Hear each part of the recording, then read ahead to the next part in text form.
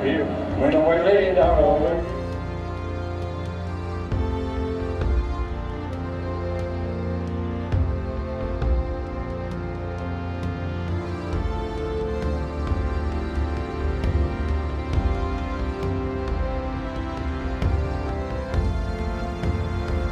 I'm Les Easter. I'm the director of the documentary Our World War II Fathers.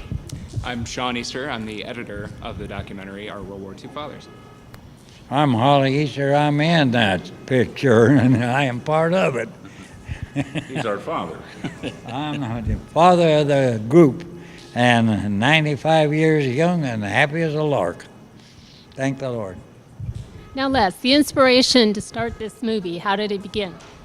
I'd always been wanting to take both my father, who is now 95, and my father-in-law, the other star of the film, to the World War II memorial, and I discussed it with both moms all the way back into just around 2000 and on forward.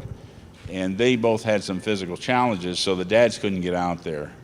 But unfortunately, our mothers passed away in 2008 and 2009. Yeah, I'm going for both years. Yeah, February 2009. Yeah, and so through that, we actually had an opportunity they were freed up to go to the World War II memorial and so forth in Washington, D.C.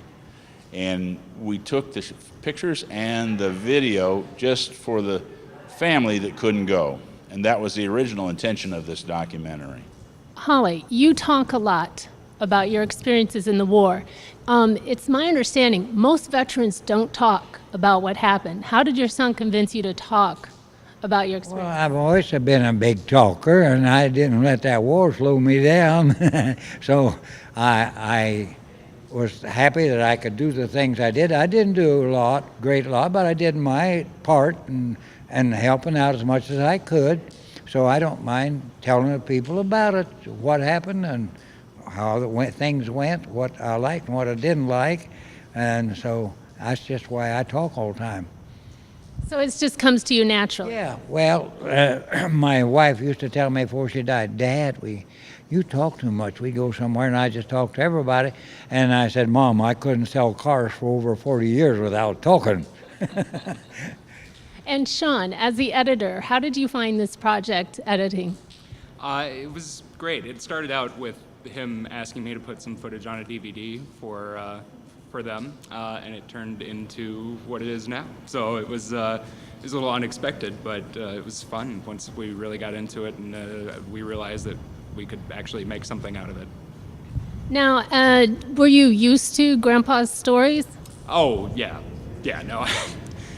Multiple times over and over again. I've heard several of them, yeah.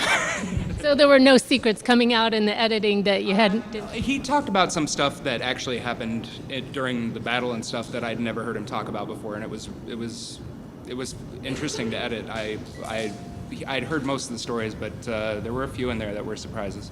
But you said the secrets. I don't release those. I keep those to myself. Those are still classified. Yeah, right.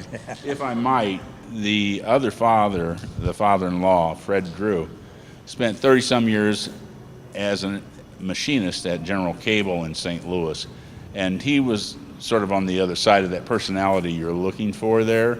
He didn't say anything much about it. He just came back and went to work and did his job that he was trained for in the Army Air Corps.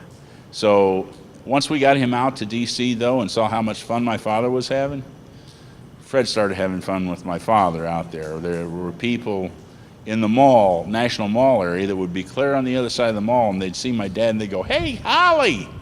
And I'd say, "Dad, who's that?" He says, "We met him in Arlington Cemetery 2 days ago." So Fred started discussing with people and stuff like that, and he had a great time doing it.